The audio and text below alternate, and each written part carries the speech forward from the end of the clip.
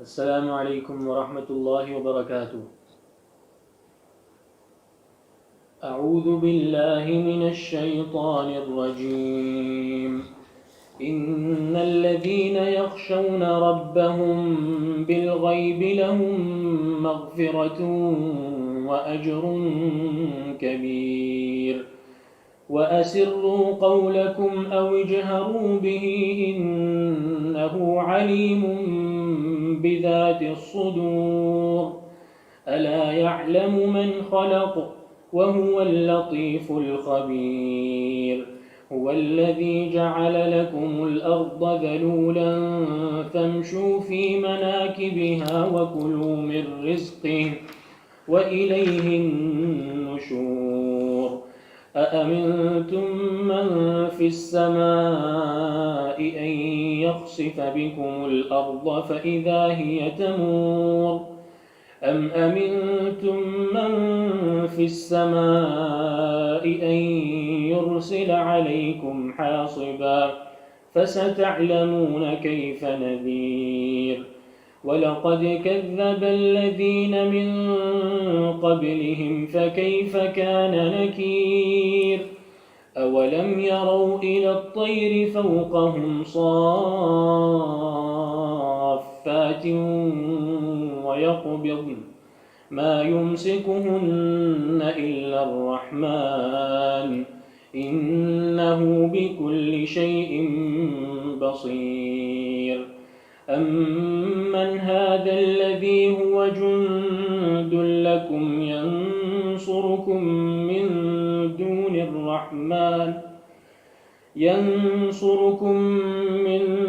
دُونِ الرَّحْمَنِ إِنِ الْكَافِرُونَ إِلَّا فِي غُرُورٍ أَمَّنْ هَذَا الَّذِي يَرْزُقُكُمْ إِنْ أَمْسَكَ رِزْقَهُ بل لجوا في عتو ونفور أفمن يمشي مكبا على وجهه أهدى أمن يمشي سويا على صراط مستقيم قل هو الذي أنشأكم وجعل لكم السمع والأبصار والأفئدة قليلا ما تشكرون قل هو الذي ذرأكم في الأرض وإليه تحشرون ويقولون متى هذا الوعد إن كنتم صادقين قل إنما العلم عند الله وإنما أنا نذير مبين فلما رأوه زلفة سيئت وجوه الذين كفروا وقيل هذا الذي كنتم به تدعون قل أرأيتم إن أهلكني الله ومن معي أو رحمنا فمن يجير الكافرين من عذاب أليم قل هو الرحمن آمنا به وعليه توكلنا فستعلمون من هو في ضلال مبين قل أرأيتم إن أصبح ماؤكم غورا فمن يأتيكم بماء معين جزاك الله خيرا بارك الله فيك إن الحمد لله نحمده ونستعينه ونستغفره ونعوذ بالله من شرور أنفسنا ومن سيئات أعمالنا من يهده الله فلا مضل له ومن يضلل فلا هادي له وأشهد أن لا إله إلا الله وحده لا شريك له وأشهد أن محمدًا عبده ورسوله يا أيها الذين آمنوا اتقوا الله حق تقاته ولا تموتن إلا وأنتم مسلمون يا أيها الناس اتقوا ربكم الذي خلقكم من نفس واحدة وخلق منها زوجها وبث منهما رجالا كثيرا ونساء واتقوا الله الذي تساءلون به والأرحام إن الله كان عليكم رقيبا يا أيها الذين آمنوا اتقوا الله وقولوا قولا سديدا يصلح لكم أعمالكم ويغفر لكم ذنوبكم ومن يطع الله ورسوله فقد فاز فوزا عظيما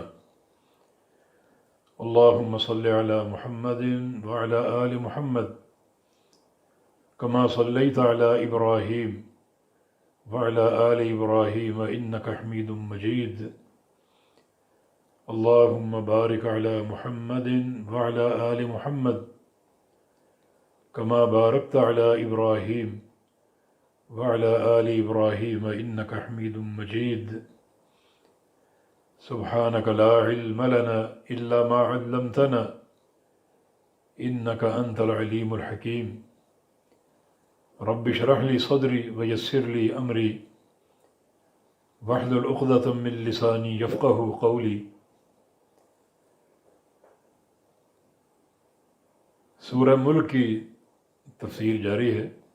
اللہ تعالیٰ کا فرمان ان الذین یخشون ربهم بالغیب لہم مغفرۃ واجر کبیر، بلا شبہ وہ لوگ جو ڈرتے ہیں اپنے رب سے بالغیب، غیب کے ساتھ، یعنی غائبانہ ڈرتے ہیں۔ غائبانہ ڈرنے کا معنی بن دیکھے اور جو امور اس سے ڈرنے کا سبب ہیں، مثلا قیامت ہے، جہنم کا عذاب ہے، اسے بھی نہیں دیکھا تو اس پر ایمان بن دیکھے ہے، اس کی خشیت بن دیکھے ہے، غائبانہ ہے، اور یہ انتہائی افضل ایمان ہے جو اللہ رب العزت نے قرآن کے آغاز میں صحابہ کرام کی تعریف اور توصیف فرمائی ہے، تو وہ ہے الذین یؤمنون بالغیب، جو ایمان لاتے ہیں غائبانہ بن دیکھے۔ یہ اس امت کا بالخصوص اور صحابہ کرام کا ایک خاصہ سمجھ لیجئے، کیونکہ سابقہ امتوں سے یہ جاہلیت سامنے آئی تھی۔ اکثر لوگوں نے بت بنا لیے، مورتیاں بنا لی کہ یہ حقیقی الہ ہیں اور عبادت کے لائق ہیں، جن کو ہم دیکھیں اور عبادت کریں۔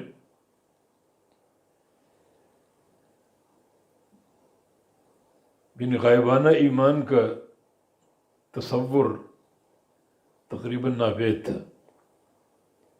بنی اسرائیل نے کہا تھا کہ آرین اللہ جہرا، ہمیں اللہ دکھاؤ، دیکھ کر مانیں گے۔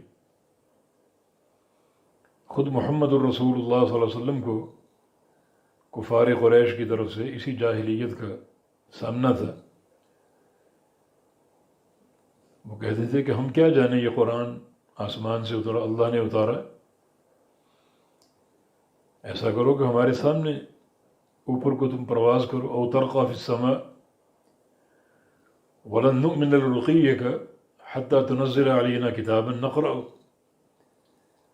ہمارے دیکھتے ہوئے تم اوپر کو چڑھو، ہم تمہیں دیکھیں،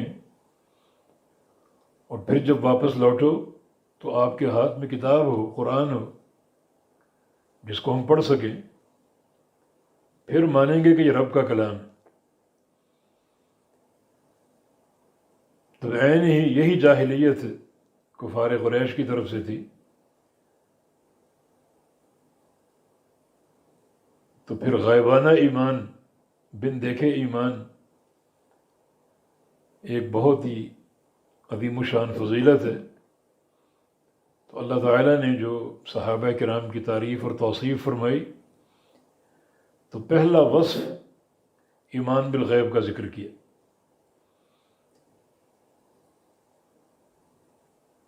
جو کہ بہت ہی قابل تعریف وصف ہے۔ جب رسول اللہ صلی اللہ علیہ وسلم نے اپنی عمر کے آخری دور میں اپنے انتقال سے چند دن قبل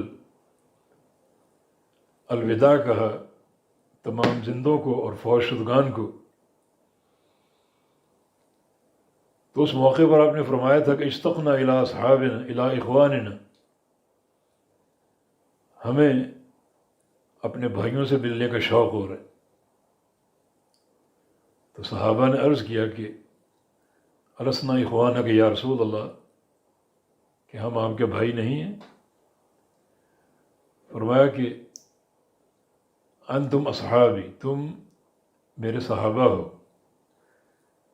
میرے دوست ہو، جن کو اللہ تعالیٰ نے صحابیت کا شرف دیا اور میری صحبت کے لیے چن لیا۔ وَإِخْوَانُنَا الَّذِينَ يَأْتُونَ مِن بَعْدِ، ہمارے بھائی کون ہیں جو میرے بعد آئیں گے اور مجھ پر بن دیکھے ایمان لائیں گے۔ تو بن دیکھے ایمان لانا بہت بڑی فضیلت ہے۔ تو اللہ رب العزت نے اسی غائبانہ خشیت کا ذکر کیا ہے کہ غائبانہ ڈرتے ہیں اپنے رب سے، اور ڈرنے کی جو وجوہ ہیں، جو اسباب ہیں، وہ بھی غائبانہ ہیں۔ اللہ تعالیٰ کے عذاب کو نہیں دیکھا، روز محشر کو نہیں دیکھا، جہنم کو نہیں دیکھا، لیکن نبی کی زبان اور نبی کی دعوت سے یہ سب چیزیں سنی اور سن کر قبول کی۔ تو یہ غائبانہ ایمان بڑا افضل اور پاکیزہ ایمان ہے، جس کے لیے لہم مغفرۃ و اجر کبیر، ان کے لیے مغفرت ہے۔ یہ مغفرت کا معنی گناہوں کا چھپا دیا جانا۔ جو لوگ اس وصف کے حامل ہیں، غائبانہ خشیت کے وصف کے، ان کے لیے مغفرت ہے، ان کے گناہوں کو ہم چھپا دیں گے، ان کو رسوا نہیں کریں گے۔ اور پھر اجر کبیر، اجر کبیر بھی بہت بڑا اجر۔ اللہ تعالیٰ جس اجر کو کبیر فرما رہا ہے وہ کتنا بڑا ہوگا، اس کی عظمت کا ہم اندازہ نہیں لگا سکتے۔ بہت بڑا اجر ان کے لیے ہے، تیار ہے، جو اللہ تعالیٰ پر غائبانہ ایمان رکھتے ہیں۔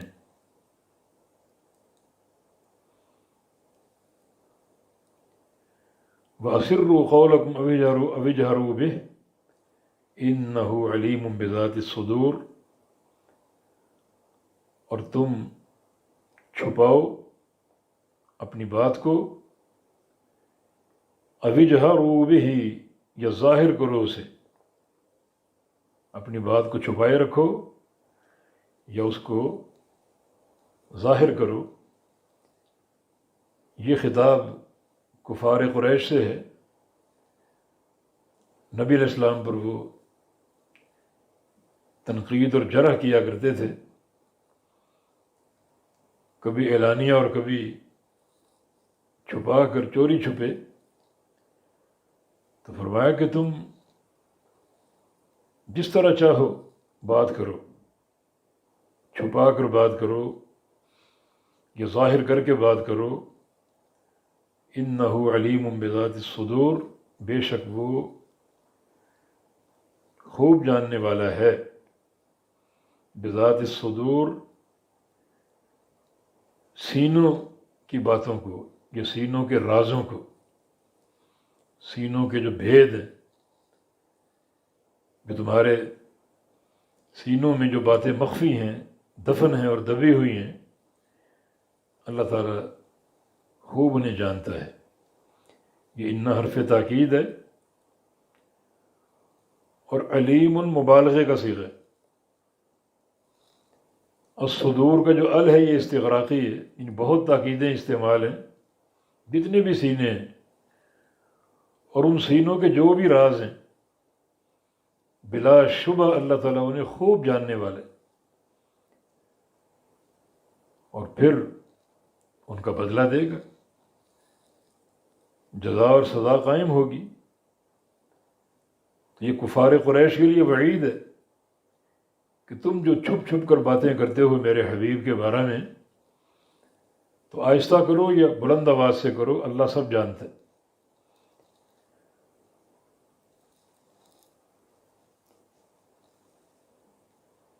سواء علیکم من اسر القول ومن جہر بہ، اس کے لیے برابر ہے،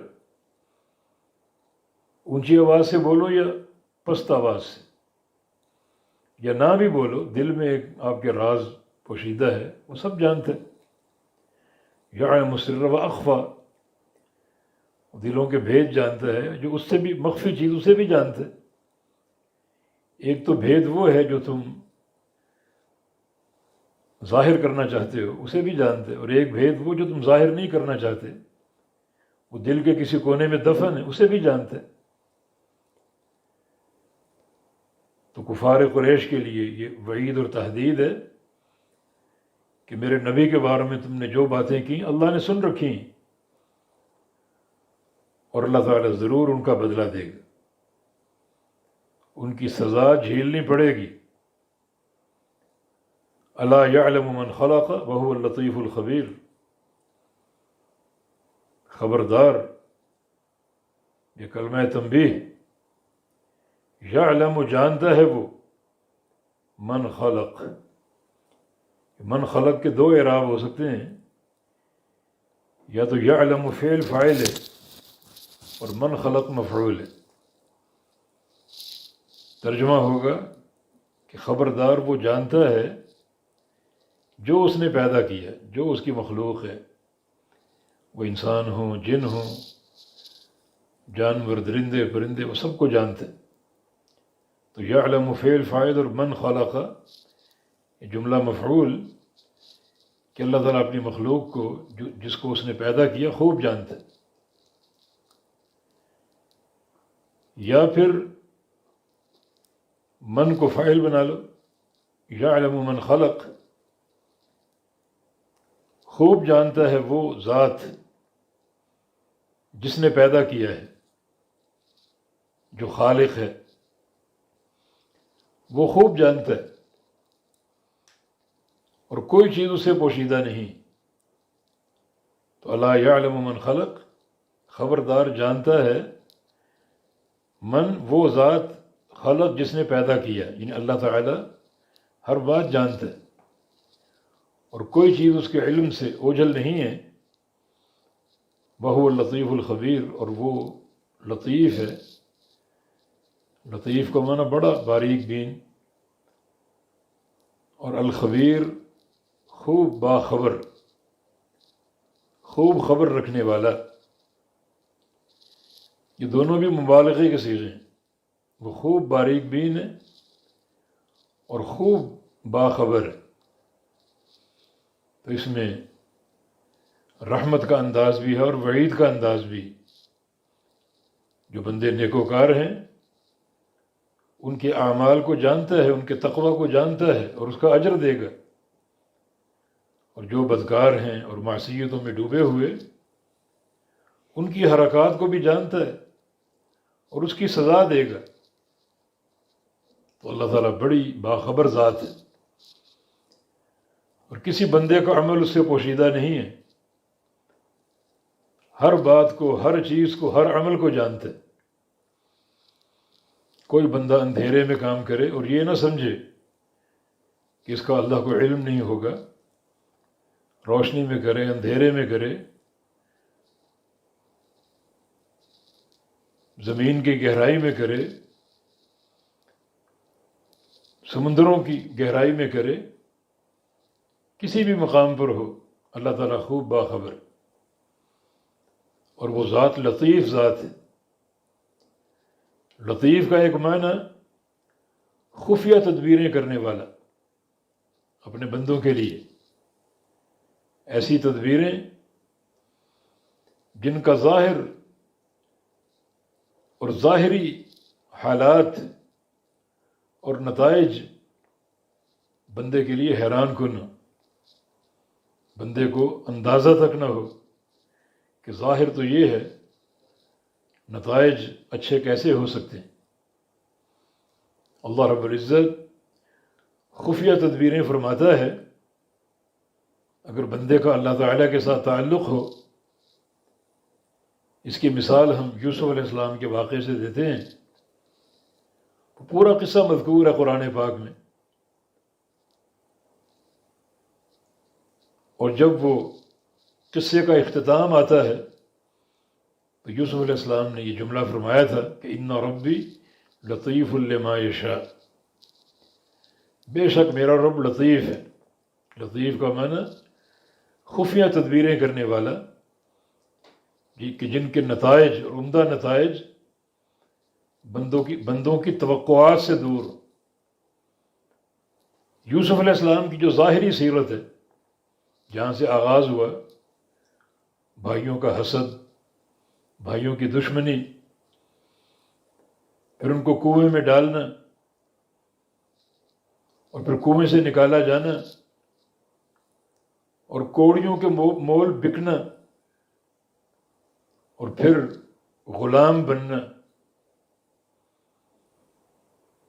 اسی غلامی کے دوران جیل میں جانا،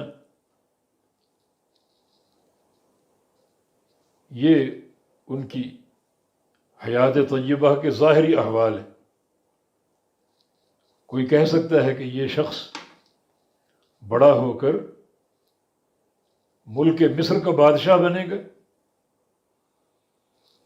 اور اس کے سر پہ نبوت کا تاج سجایا جائے گا۔ ان ربی لطیف، میرا رب لطیف ہے۔ ظاہر کچھ چل رہا ہے اور پروردگار کی تدبیریں کچھ چل رہی ہیں۔ ظاہر کی سمت اور ہے اور اس کو خفیہ تدبیروں کی سمت اور ہے۔ ظاہر ان کا انتہائی خطرناک حالات کی صورت میں ہے، غلامی بھی ہے، کنویں میں گرایا جانا بھی ہے، بھائیوں کا حسد اور بغض بھی ہے، کئی سال کی جیل بھی ہے، لیکن جو اللہ تعالیٰ کی تدبیریں جن سے بندہ ناواقف ہے، وہ پھر کیا ثابت ہوئی کہ یہ غلام اور یہ بچہ آگے چل کر ملک مصر کا بادشاہ بن گئے، اور اللہ رب العزت نے اس کے سر پہ نبوت کا تاج بھی سجا دیا۔ تو اللطیف، اس صفت کی گہرائیوں پر غور کر کے اللہ تعالیٰ کے ساتھ ایسی محبت بھری امیدیں وابستہ کیجئیں کہ بعض اوقات ظاہری حالات بڑے پریشان کن، نقصان دہ نظر آتے ہیں، مگر اللہ پر بھروسہ رکھا جائے اور اس کی اس صفت لطیف کا اس کو واسطہ دے کر جو اس کی خفیہ تدبیریں ہیں، جو بندے کی بھلائی اور اچھائی پر منتج ہوتی ہیں، وہ طلب کی جائیں، ان کا سوال کیا جائے۔ یا لطیف، اے لطیف، اے لطیف، اپنے لطف و محبت کی تدبیریں میرے ساتھ فرما، اور جو بھی ظاہری خطورتیں ہیں یا ظاہری قدورتیں اور نقصانات ہیں، شرور ہیں، ذلتیں ہیں، ان سب سے نکال دے، باہر کر دے۔ تیری خفیہ تدبیریں جن پر ہمارا ایمان ہے، وہ ہمارے حق میں فرما دے اچھے نتائج کی صورت میں۔ وَهُوَ اللطیف الخبیر، وہ ذات لطیف ہے، بڑی باریک بین ہے، بندوں کے لیے خفیہ تدبیریں فرمانے والی ہے، اور بہت ہی باخبر ہے۔ باخبر ہونے کا معنی یہ ہے کہ کسی بندے کا کوئی عمل اس سے اوجھل نہیں ہے۔ اچھا عمل ہوگا وہ باخبر ہے، اس کا بدلہ دے گا اجر کی صورت میں۔ برا عمل ہوگا وہ باخبر ہے، اس کی سزا دے گا، اور وہ ہر شے پر قادر۔ آگے فرمایا کہ هو الذی جعل لکم الارض ذلولا۔ ہم نے کل بتایا تھا کہ یہ سورہ مبارکہ جو ہے، جس کا ذکر اللہ تعالیٰ کی صفت قدیر سے ہوا اور پھر رب تعالیٰ کی قدرتیں ذکر ہوئیں، یہ بھی اس کی ایک قدرت کی نشانی سامنے آ رہی ہے۔ وہ ذات کیسی قدیر ہے اور کیسی قدرت والی ہے۔ هو الذی، وہی ذات ہے، جعل لکم الارض، جس نے بنایا تمہارے لیے زمین کو، ذلولا، مسخر، تابع۔ ذلول سے مراد ایسی شے جس پر آپ آسانی سے چل سکیں، جس پر چلنا آسان بنا دیا گیا ہے، مشکل نہیں ہے۔ تو پھر کیا کرو، فمشوا فی مناکبہا، تو پھر چلو اس زمین کی اطراف میں، وکلوا من رزقہ، اور کھاؤ اس کے رزق میں سے۔ یہ زمین آپ کی اللہ نے بنائی، اللہ تعالیٰ کی اس نشانی کو دیکھو، قدرت کی نشانی کو، اس کے اطراف میں چلو۔ یعنی کیوں چلو؟ تاکہ اللہ تعالیٰ کی اس عظیم نعمت کی عظمت کو پہچان سکو کہ وہ کیسا رب تعالیٰ، کہ اس نے کیسی مخلوق بنا دی زمین۔ تو اس میں چلو برائے استدلال، اس کی قدرت پہ استدلال کے لیے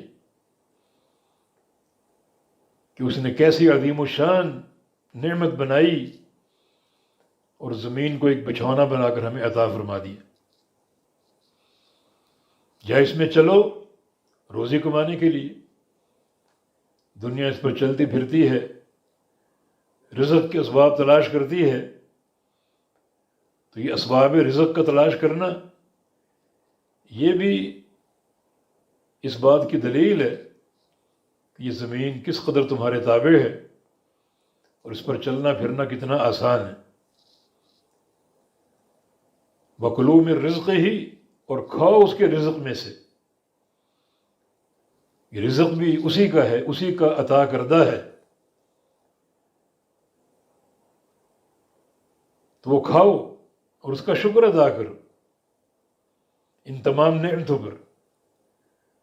زمین کو بچھانا بنایا اور ہمیں عطا کیا، چلنا پھرنا گھومنا آسان بنا دیا،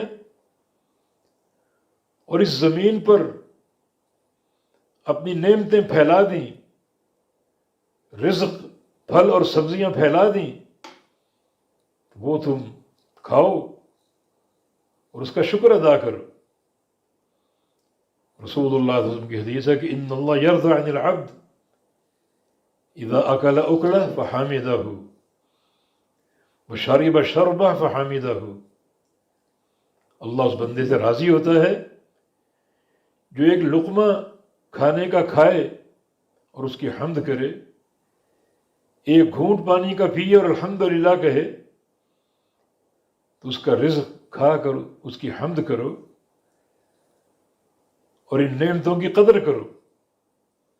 وَإِلَيْهِ النُّشُورُ، اور سن لو اسی کی طرف تم اٹھائے جاؤ گے، اسی کی طرف اٹھایا جانا ہے اور جمع ہونا ہے، کسی اور کی طرف نہیں۔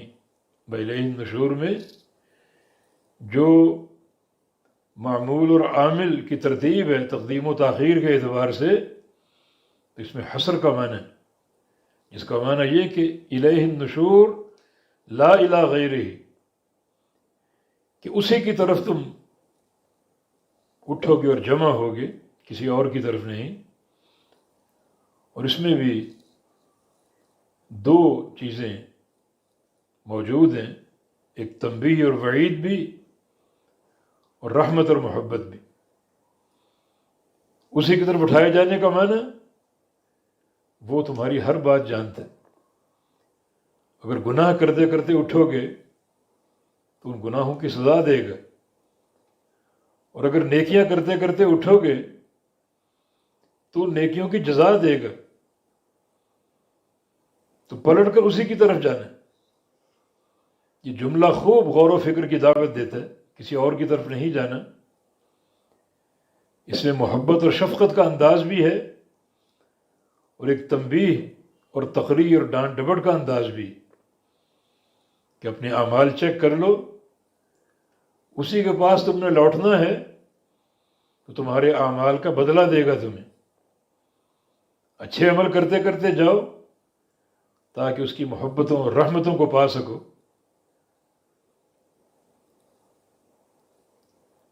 تو اس کی طرف جانا ہے، اٹھنا ہے، جمع ہونا ہے۔ تو یاد رکھو وہ ذات عذاب علیم کی مالک بھی ہے اور رحمتوں والی ذات بھی۔ نبئ عبادی انی انا الغفور الرحیم وان عذابی هو العذاب العلیم۔ میرے بندوں کو خبر دو کہ میں غفور الرحیم بھی ہوں اور دردناک عذاب کا مالک بھی ہوں۔ تو اسی کی طرف تم اٹھائے جاؤ گے۔ اگر گناہ کرتے آؤ گے تو دردناک عذاب کا تمہیں سامنا کرنا پڑے گا، اور اگر نیکیاں کرتے آؤ گے تو وہ ذات بڑی غفور الرحیم ہے۔ تو الیہ النشور، صرف اسی کی طرف اٹھنا ہے اور جمع ہونا ہے، کسی اور کی طرف نہیں۔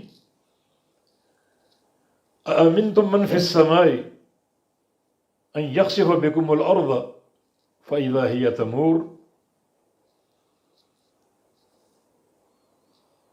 کیا تم امن میں ہو، کیا تم بے خوف ہو، من فی السماء، اس ذات سے جو آسمانوں میں ہے، جو ذات آسمان میں ہے، کیا اس ذات سے تم امن میں ہو اور بے خوف ہو؟ کس چیز سے؟ ان یخسف بکم الارض، کہ وہ دھسا دے تمہیں زمین میں۔ خسف، جیسے اللہ تعالی نے قارون کو دھسا دیا اور دھستا ہی جا رہا ہے، حالانکہ بڑے خزانوں کا مالک تھا، مگر زمین شق ہوئی اور وہ دھس گیا اللہ تعالیٰ کے امر سے۔ تو اللہ تعالیٰ آج بھی تمہیں دھسانے پر قادر ہے۔ تو کیا تم اس ذات سے بے خوف ہو؟ اَأَمِنْتُم مَّن فِي السَّمَاءِ، کیا تم بے خوف ہو اس ذات سے جو آسمانوں میں ہے؟ اور بے خوف کس چیز سے؟ ان یخسف بکم الارض، کہ وہ دھسا دے تمہیں زمین میں۔ فَإِذَا هِيَ تَمُورُ، اور اچانک وہ تھر تھرانے لگے، کانپنے اور لرزنے لگے، تاکہ عذاب کی شدت میں اور اضافہ ہو، یعنی زمین میں اضطراب بھی ہو۔ حالانکہ پہلے پرسکون تھی تو اس پر چل پھر رہے تھے، جیسا کہ پچھلی آیت کریمہ میں اس نعمت کا ذکر ہوا، جعل لکم الارض ذلولا، اور فرمایا کہ فامشوا فی مناکبہا، کہ کتنی تابع اور کتنی مسخر ہے، اس پر چلنا پھرنا کتنا آسان ہے۔ تو اس ذات کی طرف رجوع کرو، ورنہ ممکن ہے کہ اللہ تعالیٰ اس زمین میں حرکت اور ارتعاش اور اضطراب پیدا کر دے اور زمین کو شق کر کے تم کو دھسا دے۔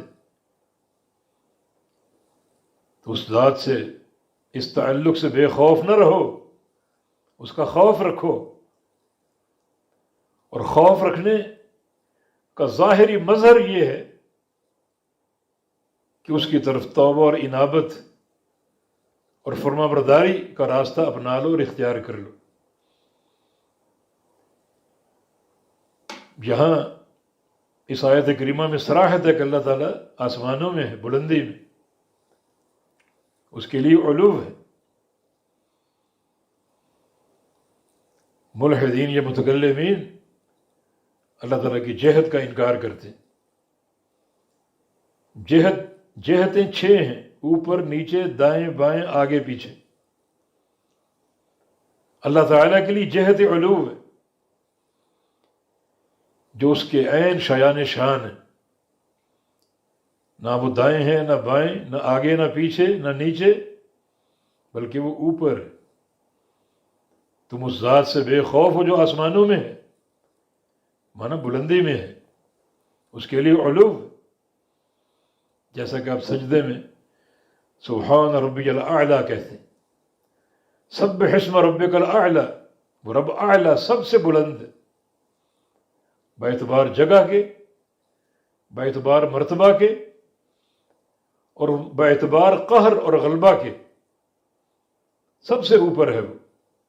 یہ ہمارا ایمان ہے کہ اللہ تعالیٰ کے لیے جہت علو ہے، بلکہ یہ وہ عقیدہ ہے جسے روز اول ہی اپنانا چاہیے۔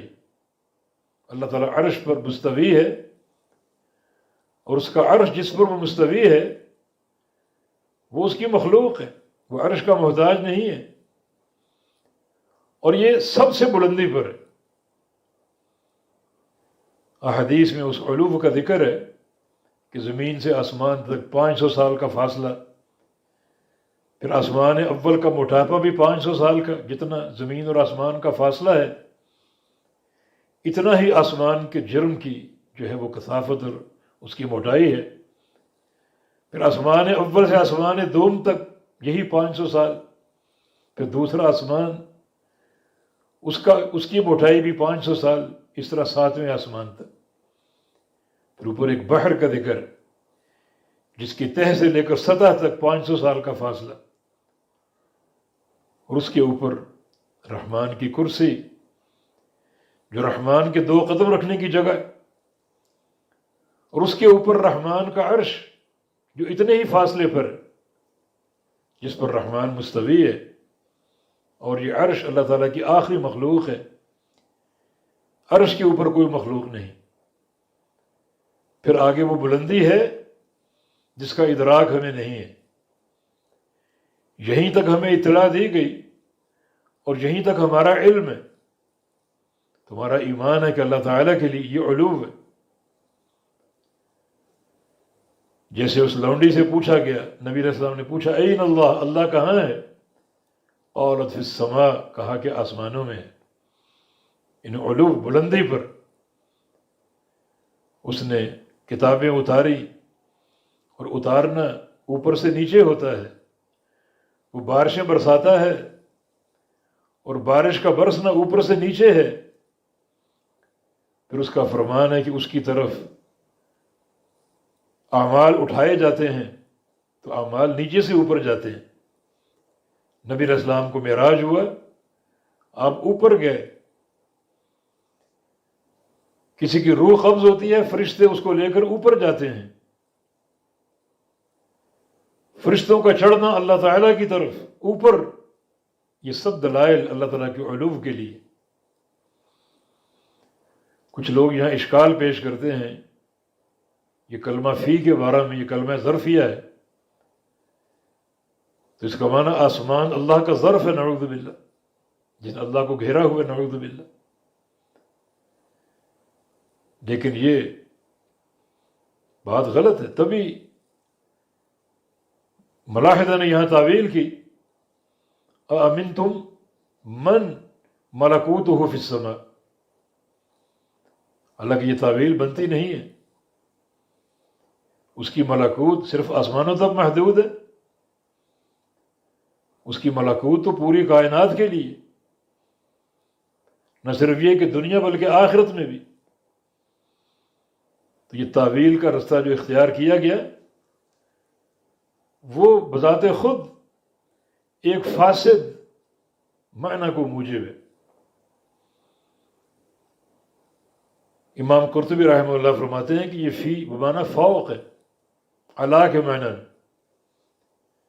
لغت عرب میں تناوب کا قاعدہ موجود ہے، حروف جارہ میں ایک حرف دوسرے کی جگہ استعمال ہوتا ہے، اور فی بمعنی علا، یہ تو بہت استعمال ہوتے ہیں۔ فسیحوا فی الارض، زمین میں چلو، کیا معنی؟ زمین میں دھس کے چلو؟ نہیں، فسیحوا علی الارض یا فوق الارض، زمین کے اوپر چلو۔ سیروا فی الارض، ابھی پیچھے آپ نے پڑھا فمشوا فی مناکبہا، زمین کے اطراف میں چلو۔ علی یا فوق، فوق مناکبہا۔ لَأُصَلِّبَنَّكُمْ فِي جُذُوعِ النَّخْلِ، کہ تمہیں میں صلیب پہ لٹکاؤں گا کھجوروں کے تنوں میں، تو کہ تنوں کے اندر گھسیڑ کر صلیب دینی ہے؟ نہیں، فوق جذوع النخل یا علی جذوع النخل۔ تو فی کا علی کے معنی میں استعمال ہونا، یہ تو کلام عرب میں، یعنی خود قرآن پاک میں اس کی 20 مثالیں موجود۔ تو یہ فی ظرفیہ نہیں ہے، بلکہ یہ علی استعلاء کے معنی میں، وہ ذات آسمانوں پر ہے، ایسی بلندی پر جس بلندی کا کسی کو ادراک نہیں۔ ابھی ہم نے اس کا ذکر کیا۔ اور بھلا یہ آسمان اللہ تعالیٰ کے لیے ظرف کیسے بن سکتے ہیں؟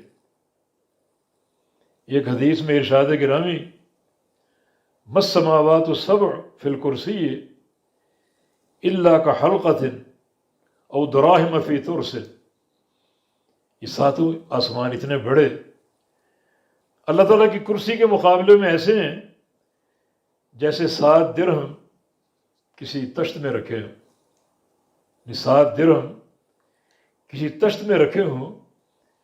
یہ ساتوں آسمانوں کا معاملہ اللہ تعالیٰ کی کرسی کے مقابلے میں۔ وَمَا الْكُرْسِيُّ فِي الْعَرْشِ إِلَّا كَحَلْقَةٍ فی فلات، اور کرسی اللہ تعالیٰ کے عرش کے مقابلے میں کیسی ہے؟ جیسے ایک بڑا چٹیل میدان ہو اور اس کے وسط میں ایک چھلا یا انگوٹھی پڑی ہو۔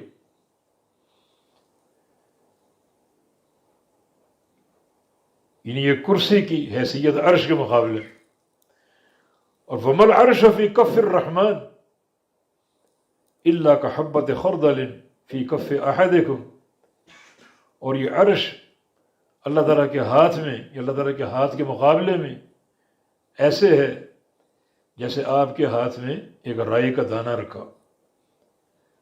تو صرف آسمان اس ذات کا ظرف بن جائے اور وہ ذات آسمانوں کا مظروف بن جائے، کتنی یہ گمراہ کن سوچ ہے اور کس قدر الحاد سے بھری ہوئی سوچ ہے۔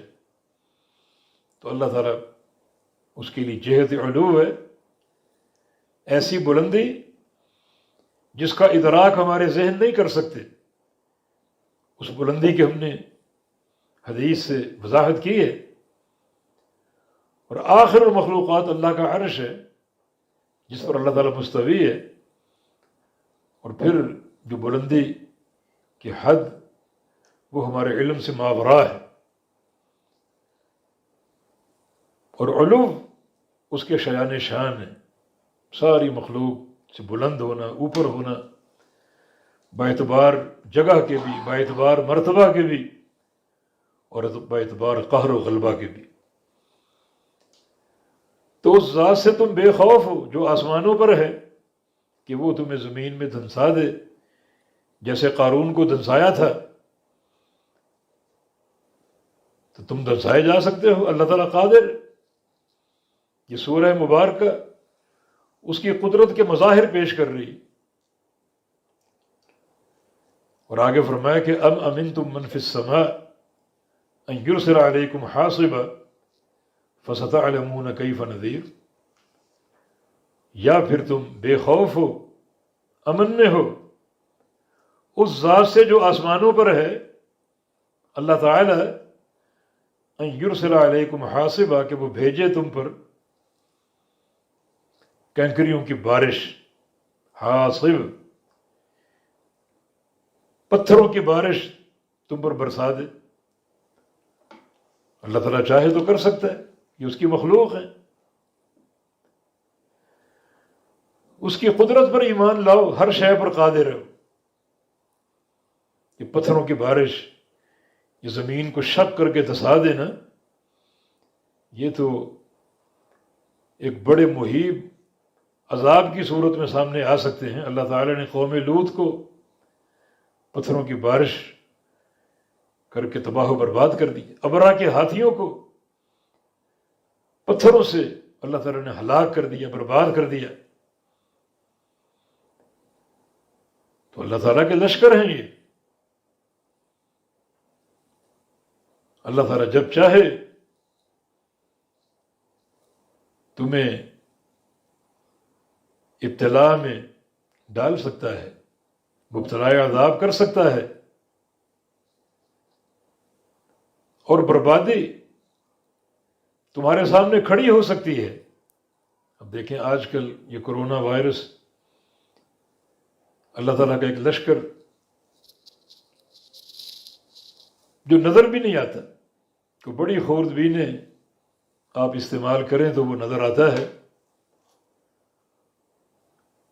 اور اس وائرس نے پوری دنیا کو آگے لگا رکھا۔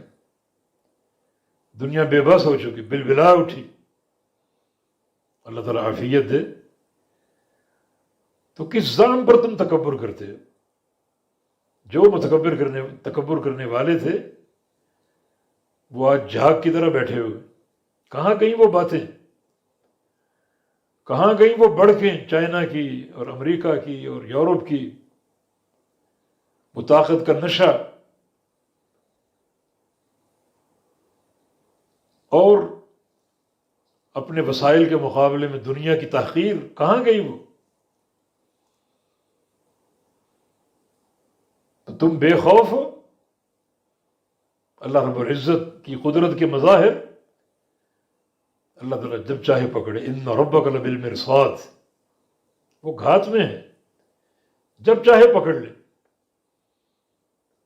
فَيَوْمَئِذٍ لَا يُعَذِّبُ عَذَابَهُ أَحَدٌ وَلَا يُوثِقُ وَثَاقَهُ أَحَدٌ۔ جیسا اس کا عذاب ہے، یہ دنیا کی ساری طاغوتی طاقتیں مل کر بھی ویسا عذاب نہیں دے سکتی، اور جیسی اس کی پکڑ ہے ساری طاقتیں جمع ہو کر بھی ویسی پکڑ نہیں پکڑ سکتی۔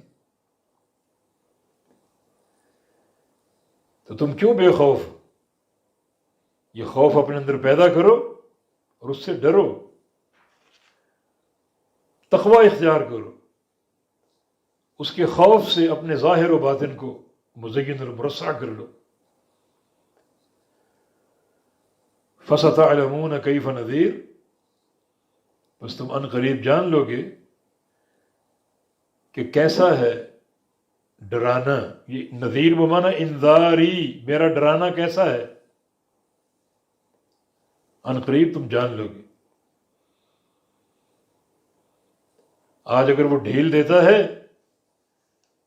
تو کل اس کے عذاب کو دیکھنا پڑے گا تمہیں۔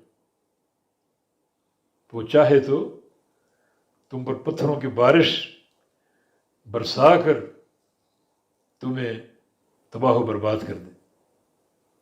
عبداللہ بن عباس رضی اللہ عنہما کا ایک قول یاد آ گیا۔ ایک بار بے ساختہ انہوں نے یہ بات پکار کر کہی کہ لوگو، اخشى ان تسقط علیکم حجارۃ من السماء، مجھے ڈر ہے کہ تم پر آسمان سے پتھر نہ برسے۔ ایک قوی ہے، آندھی چلے اور تم پر پتھر برسیں اور وہ پتھر تمہارا نام و نشان مٹا دیں، جیسے قوم لوط پر برسے، ابرا کے ہاتھیوں پر برسے۔ یہ بات کیوں کہی؟ اقول قال رسول اللہ وتقولون قال ابو بکر وقال عمر، میں کہتا ہوں قال رسول اللہ، رسول اللہ صلی اللہ علیہ وسلم نے یہ فرمایا، اور تم بجائے ماننے کے کہتے ہو کہ نہیں ابو بکر صدیق نے یہ فرمایا، عمر بن خطاب نے یہ فرمایا۔ بھلا رسول اللہ صلی اللہ علیہ وسلم کی بات اور آپ کے فرمان کے مقابلے میں ابو بکر و عمر کی بات کی کیا حیثیت ہے؟ اگر یہ رویہ رکھو گے تو مجھے ڈر ہے کہ آسمان سے پتھر برسیں اور تمہیں تباہ و برباد کر دیں۔ یہ تو پھر بھی شیخین کی بات لوگ کرتے تھے، ابو بکر و عمر کی، اب لوگوں نے نبی علیہ السلام کی ذات اور بات کے مقابلے میں کیسوں کیسوں کو کھڑا کر دیا. کچھ نے تو اپنے باپ دادوں کو کھڑا کر لیا، اپنے من پسند عالم کو کھڑا کر دیا، کسی امام کو کھڑا کر دیا، قوم برادری کو کھڑا کر دیا. یہ قوم یقیناً اللہ تعالیٰ کے عذاب کی منتظر ہے کہ وہ عذاب آئے اور ان کو تباہ و برباد کر دے.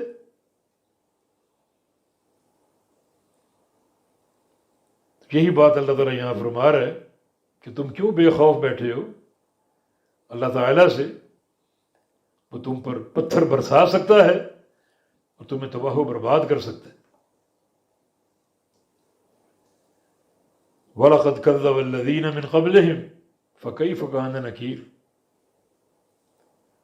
اور تحقیق جھٹلایا ان لوگوں نے من قبلہم جو ان سے پہلے تھے. ان سے بتاؤ، کہو ان سے کہ تم کیا چیز ہو.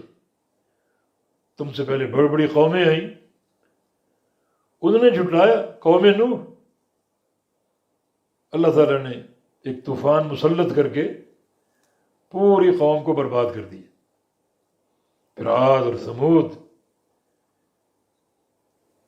جن پر آندھیوں اور کڑک کے عذاب اتارے اور ان کو تباہ و برباد کر دیا. پھر قوم لوط، فرعون اور اس کے حواری، اصحاب الایکہ، اصحاب الرس، ان بستیوں پر عذاب آئے اور شہروں کے شہر تباہ کر دیے گئے. تو ان کو بتاؤ کہ تم سے پہلے بھی بہت سی امتوں اور لوگوں نے تکذیب کی، جھٹلایا اپنے انبیاء و مرسلین کو. من قبل، من سے پہلے. فکیف کان نکیر، کیسا تھا ہمارا انکار کرنا. نکیر سے مراد عذاب، کہ تم کو عذاب سے ڈراتے تھے اور روکتے تھے اس عذاب سے بچ جاؤ، مگر وہ نہ بچے. تب یہ ہمارا روکنا اور ان کا نہ رکنا اور پھر مبتلا عذاب ہو جانا کیسا ہے. تو مراد عذاب، کیف کان نکیر، تو کیسا تھا ہمارا عذاب. اولم یروا الی الطیر فوقہم صافات ویقبضن، یہ اللہ تعالیٰ کی قدرت کی ایک اور نشانی.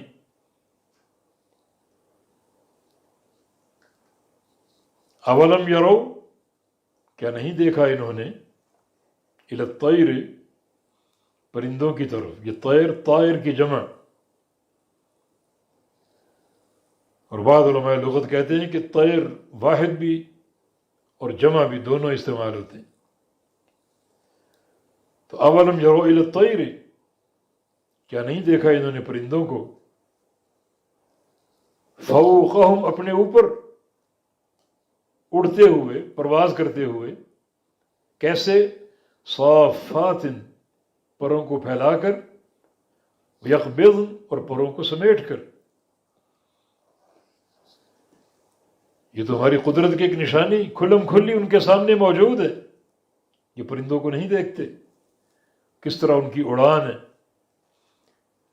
پروں کو پھیلا کر اڑتے ہیں، پروں کو سمیٹ کر اڑتے ہیں.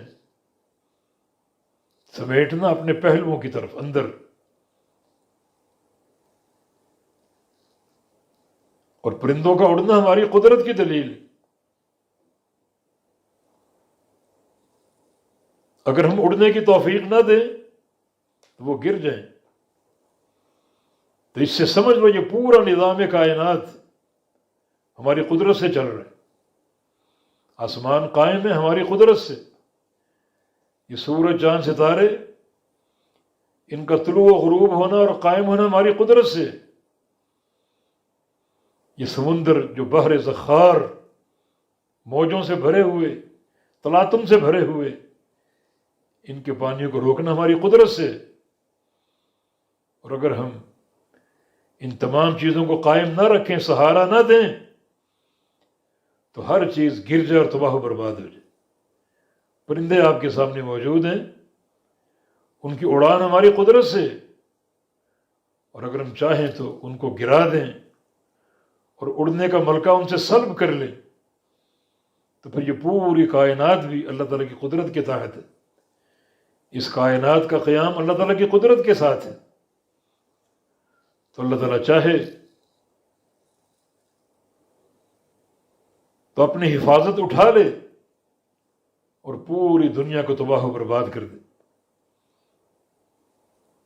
تو انہوں نے نہیں دیکھا پرندوں کی طرف اپنے اوپر صافات میں یقبض، پروں کو پھیلائے ہوئے اور پروں کو اندر سکیڑے اور سمیٹے ہوئے۔ ما یمسکہن الا الرحمن، نہیں روکتا ان کو مگر رحمان۔ ان پرندوں کو روکنے والا گرنے سے، ان کو سہارا دینے والا، تھامنے والا کون ہے؟ رحمان کے سوا کوئی نہیں۔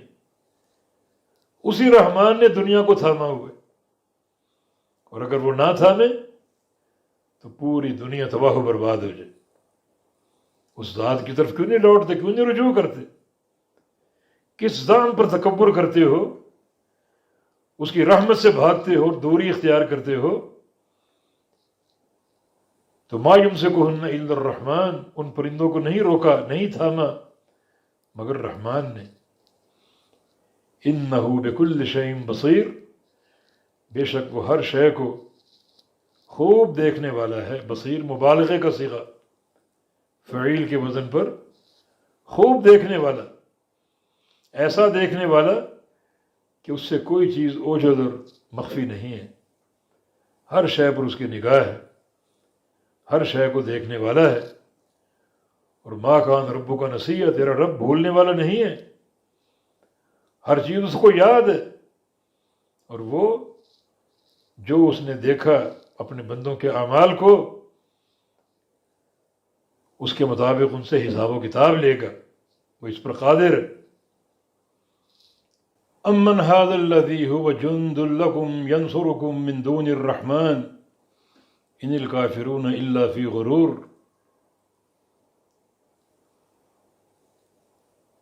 کون ہے وہ؟ یہ استفہام یہ توبیخ کے لیے، تقریر اور توبیخ، ڈانٹ ڈپٹ۔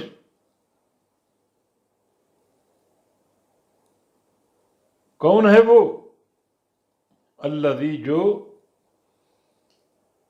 ہوا جند لکم، وہ لشکر ہو تمہارا، ینصرکم، مدد کرے تمہاری، من دون الرحمن، رحمان کے علاوہ۔ کوئی ہے ایسا لشکر؟ امن ھذا الذی ھو جند لکم، استفہام، یہ امن، یہ من استفہامیہ، یہ ترکیباً مبتدا واقع ہو رہا ہے، اور ھذا اس کی خبر ہے اور موصوف ہے یہ خبر۔ الذی، یا کہ جملہ پورا صفت ہے، اور جملے میں ڈانٹ ڈپٹ کا انداز ہے اور تحقیر اور تذلیل کا بھی۔ ھذا جو ہے، یعنی جو ایک عربی کلام کا ذوق ہے، اس میں ھذا جو ساتھ ذکر ہوا تو اس میں تحقیر اور تذلیل، کہ جو تم لشکر بناتے ہو رحمان کے علاوہ، انتہائی حقیر اور ذلیل ہے۔ اللہ تعالیٰ چاہے تو ان کے پنجے مروڑ کر ان کو بالکل بے یار و مددگار اور تباہ و برباد کر دے۔ بھلا کون ہے جو لشکر ہو تمہارا، ینصرکم من دون الرحمن، مدد کرے تمہاری رحمان کے سوا، رحمان کے علاوہ۔ ان الکافرون الا فی غرور، یہ کافر تو نہیں ہے مگر دھوکے میں، اپنی طاقتوں پر ناز ہے، قوتوں پر ناز ہے، اپنے ایٹم بم پہ ناز ہے، اپنی سپاہ پہ ناز ہے۔ یہ سارے وہ لشکر ہیں جو ان کی مدد کرتے ہیں رحمان کے علاوہ۔ ایسے تمام لشکروں کی اللہ تعالیٰ نے تحقیر فرمائی، کوئی ان کی طاقت نہیں۔ اگر تعلق باللہ آپ کا مضبوط ہو تو ان کے تمام لشکر جو ہیں وہ ایک پانی میں تنکے کی مانند ہے، بالکل بے یار و مددگار، کوئی ان کی حیثیت اور کوئی طاقت نہیں ان کی۔ تو تو جو یہ لشکر ہیں جن پر ان کو غرور ہے اور دھوکہ ہے، یہ بالکل بے حیثیت ہے. تو اس میں دعوت ہے اہل اسلام کو کہ وہ جمع خاطر رکھیں، تعلق باللہ مضبوط رکھیں، ان کی ان طاقتوں پر، وسائل پر بالکل نہ گھبرائیں. ان کا تعلق اگر رب تعالیٰ کے ساتھ مضبوط ہے تو یہ سارے وسائل کسی کام کے نہیں، سب ناکارہ ہیں. اللہ تعالیٰ چاہے تو ان کے اسلحوں کو، وسائل کو ناکارہ بنا دے اگر تمہارا تعلق اللہ تعالیٰ کے ساتھ مضبوط ہے. اور فرمایا کہ امن ھذا الذی یرزقکم ان امسک رزقہ بل لجوا فی عتو ونفور. اور کون ہے وہ جو تم کو روزی دے، رزق دے، ان امسک رزقہ، اگر اللہ روک لے اپنا رزق، اللہ تعالیٰ اگر عطا نہ کرے، روک لے، تو کون ہے تمہیں روزی دینے والا؟ کون ہے تمہیں رزق دینے والا؟ تو بجائے اس کے کہ تم ان طاقتوں کے محتاج بنو، اللہ تعالیٰ کے محتاج بنو. اللہ رب العزت تمہیں رزق دے گا. اگر رزق نہ دے، روک لے، تو کون تمہیں روزی دے سکتا ہے؟ کوئی نہیں. تو اس استفہام میں بھی انکار کا معنی، اللہ تعالیٰ روزی روک لے تو کوئی تمہیں روزی نہیں دے سکتا. صرف اللہ تعالیٰ ہی روزی عطا فرمانے والا ہے. جیسا کہ حدیث قدسی میں رسول اللہ صلی اللہ علیہ وسلم کا فرمان، یا عبادی کلکم جائع الا من اطعمت فاستطعمونی اطعمکم. اے میرے بندو، تم سب کے سب بھوکے ہو سوائے اس کے جس کو میں کھلاؤں. تو مجھ سے کھانا مانگو، میں تمہیں کھلاؤں گا. یا عبادی کلکم عار الا من کسوت. اے میرے بندو، تم سب ننگے ہو، بے لباس ہو سوائے اس کے جس کو میں لباس پہناؤں. فاستکسونی اکسکم. مجھ سے لباس طلب کرو، میں تمہیں لباس دوں گا. تو اللہ تعالیٰ ہی عطا کرنے والا، اللہ تعالیٰ ہی دینے والا. تو اگر اللہ نہ دے تو دنیا کی کوئی طاقت تمہیں نہیں دے سکتی. تو اسی سے امیدیں وابستہ رکھو اور اسی کے دروازے کو دستک دو. تو ان کفار کو سمجھاؤ، اللہ تعالیٰ اگر روزی روک لے تو تمہیں کون روزی دے گا؟ یہ بت اور یہ تمہارے جو باطل معبود ہیں کسی کام کے نہیں. یہ قطعاً ایک دانہ تک نہیں دے سکتے، کیونکہ وہ مالک ہی نہیں ہے. یہ کھجور کی گٹھلی کے چھلکے کے مالک نہیں ہے. کیا تمہیں عطا کریں؟ مالک تو اللہ رب العزت ہے اور وہی عطا کرنے والا ہے. بل لجوا فی عتو ونفور. بلکہ وہ لوگ لجو، لجاج کا معنی کسی شے میں داخل ہونا، یہ جانتے ہوئے کہ رکاوٹیں بہت ہیں اور میں کامیاب نہیں ہو سکوں گا، اڑ جانا اپنی ضد پر. تو بل لجو، بلکہ یہ کفار اڑے ہوئے ہیں، فی عتو ونفور، اپنی سرکشی میں، ونفور اور بھاگنے میں، بدکنے میں. نفور کا معنی شرود، چھوڑ کے بھاگ جانا، سنتے نہیں ہیں، سرکشی، طغیانی. عتو کا معنی طغیانی، عناد، اس میں یہ اڑے ہوئے اور حق ہدایت قبول نہیں کرتے. تو اللہ رب العزت نے ان دو مثالوں کے ساتھ سمجھانے کی کوشش کی کہ کوئی تمہارا مددگار نہیں اگر اللہ مدد نہ کرے، اور کوئی روزی رساں نہیں اگر اللہ روزی نہ دے. تو مسلمانوں کے لیے تسلی کا پہلو، اگر ان کا اللہ کے ساتھ تعلق مضبوط ہو تو اللہ تعالیٰ مدد کرنے پر بھی قادر ہے. وَمَا يَعْلَمُ جُنُودَ رَبِّكَ إِلَّا هُوَ. تیرے رب کے لشکر کیا کیا ہو سکتے ہیں ان کو اللہ ہی جانتا ہے، اور اللہ ہی روزی دینے والا. رزق کے اسباب اللہ کے پاس، کسی اور کے پاس نہیں ہے.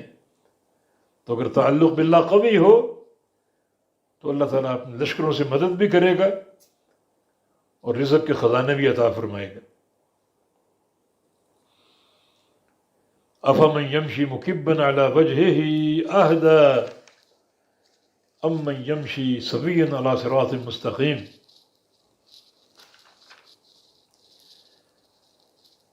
افمن یمشی، کیا جو یمشی چلتا ہے، مکبن الٹا سر کے بل، اوندھا، علی وجہ اپنے چہرے کے بل،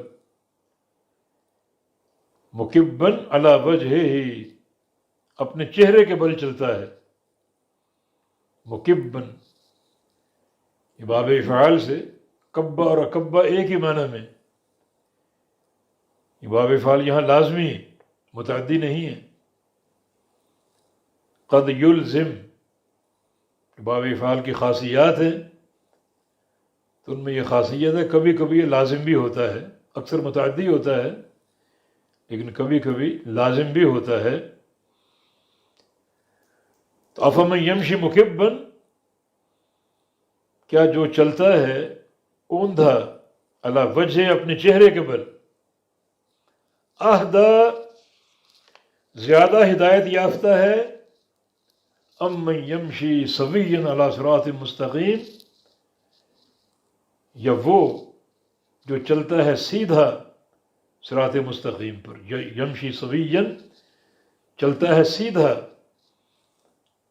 اپنی ٹانگوں کے بل، سیدھا چلتا ہے اور چلتا بھی صراط مستقیم پر، سیدھے راستے پر۔ یہ اللہ رب العزت نے ایک مشرک اور موحد کی مثال بیان کی۔ مشرک کو سمجھو الٹا اپنے سر کے بل چل رہا ہے، اور موحد اپنے پاؤں کے بل، اور مشرک کا راستہ خطورتوں سے بھرا ہوا اور موحد کا راستہ صراط مستقیم ہے۔ تو بتاؤ ان دونوں میں ہدایت یافتہ کون ہے؟ سر کے بل چلنے والا جس کا راستہ بھی الجھا ہوا ہو، یا پاؤں کے بل سیدھا چلنے والا جس کا راستہ بھی سیدھا ہو اور آسان ہو؟ کون ان میں ہدایت پر ہے اور کون ان میں حق پر گامزن ہے؟ یہ چلنا کہاں؟ دنیا میں بھی اور قیامت کے دن بھی۔ یہ مثال دنیا میں بھی ہے اور قیامت کے دن تو عملی طور پر ہوگا۔ یحشرہم یوم القیامت علی وجوہہم، اللہ ان کو اٹھائے گا قیامت کے دن ان کے چہروں کے بل۔ نبی علیہ السلام کی حدیث ہے قیامت کے دن کچھ لوگ اپنے سروں کے بل چلیں گے۔ صحابہ نے پوچھا یا رسول اللہ صلی اللہ علیہ وسلم، سروں کے بل ایک انسان کیسے چل سکتا ہے؟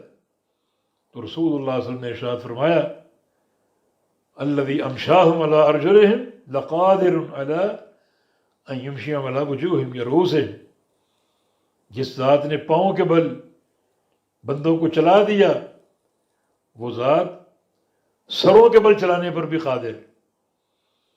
تو یہ مثال دنیا میں ایک مشرک کی مثال سمجھ لو، الٹا چل رہا ہے، اپنے سر کے بل چل رہا ہے اور پرخطر راستے پر چل رہا ہے، اور ایک شخص وہ ہے جو سیدھا چل رہا ہے اور صراط مستقیم پر چل رہا ہے۔ ان میں کس کو ہدایت یافتہ کہو گے اور کس کو راحت والی زندگی دو گے؟ یقیناً جو سیدھا چلنے والا، تو یہ موحد اور مشرک کی مثال ہے۔ وہ سیدھا چل رہا ہے، موحد سیدھا چلنے کا معنی صراط مستقیم پر گامزن ہے، جو اللہ تعالیٰ کا ہدایت کا راستہ ہے، جس راستے کو انبیاء و مرسلین لے کر آئے، جو اللہ تعالیٰ کی وحی سے عبارت ہے، تو وہ صراط مستقیم ہے، سیدھا راستہ ہے جو انبیاء کی دعوت سے ماخوذ ہے۔ تو یہ ایک موحد متبع سنت، اور اس کے مقابلے میں شرک کرنے والا، انبیاء کی دعوت کو ٹھکرانے والا، اللہ تعالیٰ کی دعوت کو ٹھکرانے والا، تو یقیناً وہ الٹا ہے۔ اللہ تعالیٰ کے پیغام کو ماننے والا سیدھا ہے اور اس کا چلنا بھی سیدھا ہے، اور اس کے پیغام کو نہ ماننے والا مبتلا شرک انسان الٹا ہے، تو اس کا قصد اور اس کا چلنا بھی الٹا ہے۔ اب یہ دونوں مثالیں آپ کے سامنے ہیں، تو فیصلہ خود کر لیں کہ اہدیٰ کون ہے، ہدایت یافتہ کون۔ اسی طرح جب قیامت قائم ہوگی تو میدان محشر میں کچھ لوگ سیدھے چلیں گے اور کچھ لوگ سروں کے بل چلیں گے، تو کون ان میں ہدایت یافتہ ہے، کس کے لیے کامیابی ہے؟ یہ مثال دنیا کے تعلق سے بھی ہے اور آخرت کے تعلق سے بھی ہے کہ جو چلنے والا ہے اپنے چہرے کے بل اوندھا، وہ ہدایت یافتہ ہے کہ جو بالکل سیدھا چلے اور صراط مستقیم پر گامزن ہو۔ بارک اللہ فیکم وصلی اللہ علی نبینا محمد وعلی آلہ وصحبہ واہل طاعتہ اجمعین۔